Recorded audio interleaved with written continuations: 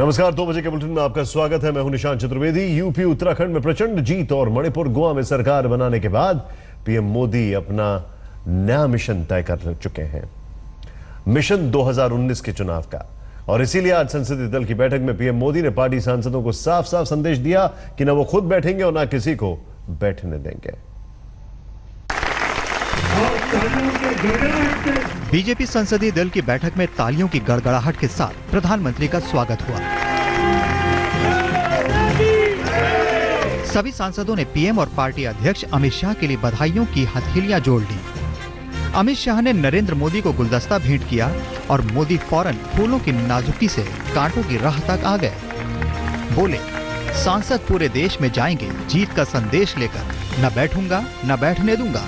जो राजनीति को व्यवसाय बनाते हैं वो सेवा नहीं करते हैं और इसलिए वो सत्ता से बाहर हैं, और जो राजनीति को सेवा का आधार बनाते हैं वो माननीय नरेंद्र मोदी जी हमारे आदर्श हैं। प्रधानमंत्री ने इस जीत में उनकी भी तारीफ की जो बीजेपी में अपनी तीखी जुबान के लिए जाने जाते हैं।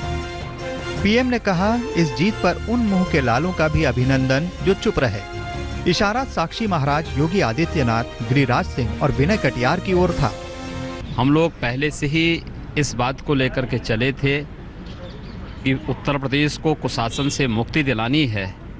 भारतीय जनता पार्टी के नेतृत्व में विकास और सुशासन की स्थापना उत्तर प्रदेश में भी होनी चाहिए।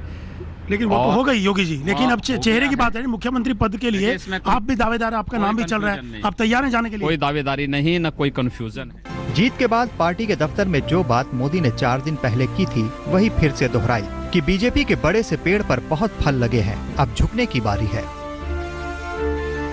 फसल बीमा योजना से लेकर के उज्ज्वला हो, उजाला हो और खाद का उपलब्धता हो, ऐसे कई कार्यक्रमों का वो जमीनी स्तर पर उसका क्रियान्वयन हुआ है और इम्प्लीमेंटेशन हुआ है, उसका भी फलस्वरूप ये जीत रहा। संसदीय दल की बैठक में सांसदों को तिरुपति का लड्डू खिलाया गया।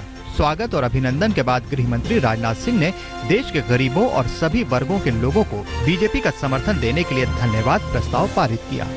हिमांशु मिश्रा, दिल्ली, आज तक। इस वक्त की बड़ी खबर आपको बता दें, संसदीय दल की जो बैठक हुई उसमें प्रधानमंत्री मोदी ने सीधे एक संदेश दिया है, मिशन 2019 का 12वीं के छात्रों के साथ संपर्क बनाएं। हिमांशु हमारे साथ है। हिमांशु, इसका क्या मतलब है? हिमांशु, इसका क्या मतलब है, बताएं।